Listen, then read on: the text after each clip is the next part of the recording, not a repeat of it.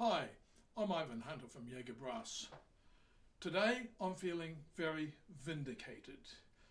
Vindicated for a decision I made 8 or 9 years ago when I first started making quarter-tone trumpets.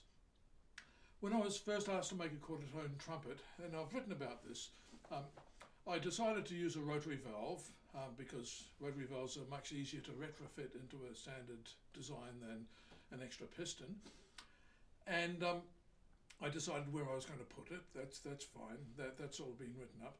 But the big thing was, how is it going to be operated? How is it going to be operated? See, as you know, everybody knows, I'm playing trumpet. You've got your right hand, 1, 2, 3 fingers, 1, 2, 3 fingers, and you've got your left hand on the trumpet, doing nothing except hold the trumpet. Your thumb is working a thumb hook on the first slide, and your third finger is working the ring on the third slide to do the intonation adjustments. So you've got your thumb and your third finger doing this stuff. The other guys are doing nothing at all. So why not use one of them? It just so happens that the index finger is one of the fastest fingers in our hand. So why not use an index finger? So I played around with ideas and I came up with a prototype design. I'm going to zoom the camera in so that you can see this a bit more clearly. So just bear with me, please.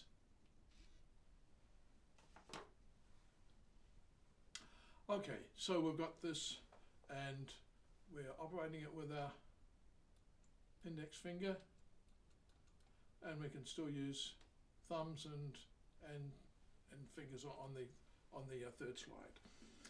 So in the real world, it becomes here's a C trumpet that's got a lever that we operate with a finger. We can adjust the third slide and we can adjust the first slide. Piece of cake. And of course 1, 2, 3 fingers on the valves. So why would I have to feel vindicated? Let's zoom back out again. Why would I have to feel vindicated? Well, today arrived in the shop an instrument for repair from a very, very well-made instrument made by a top instrument maker. And it's got an extra rotary valve for a particular thing they want to be able to swap between different bells when they're playing. But they've decided to copy a cheap Taiwanese instrument, and they are operating the rotor, which is it. You can see it down there. Yep, you can see it down there.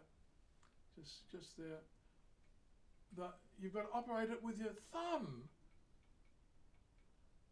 which is very awkward. Thumb is nowhere near as fast as the index finger, but also you can't adjust the first slide. And this is a C trumpet, and C trumpets are notoriously a little bit out of tune. You need to be just dance around the intonation. You need to be just waltzing that first slide backwards and forwards all the time, just to compensate for it. But this, you're locked. Bang, bang, bang, bang, bang, bang. So I don't know why. This style, I said, it's a copy of an inexpensive Taiwanese instrument. This isn't inexpensive Taiwanese.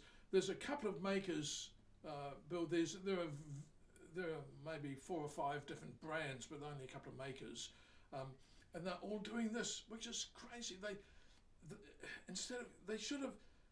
They should have worked it out for themselves, and they would have come to the same decision. I'm not that clever, but I just happened to realize that the index finger is the easiest guy to use. Let's see this on the C trumpet.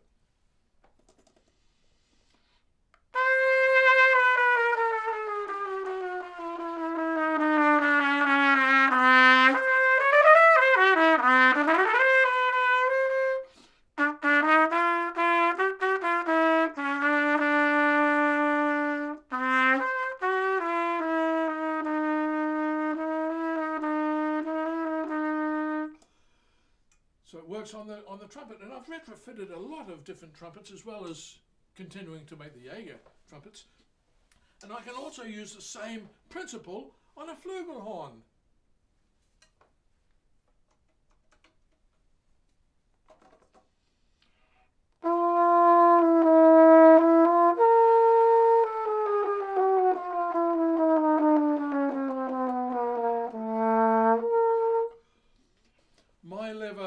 system will work with a valve at the back of the trumpet, which is where the valve is on that other trumpet that I showed you.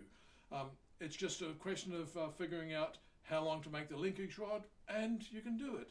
Here's an example of one of my trumpets that has my regular lever, and it has the valve at the back of the trumpet, just like the just like the one set up for 2 bells. So simple. These 3 fingers for the valves, and we've got a few fingers left over on the left hand. Why don't we use them? Vindication. I'm happy.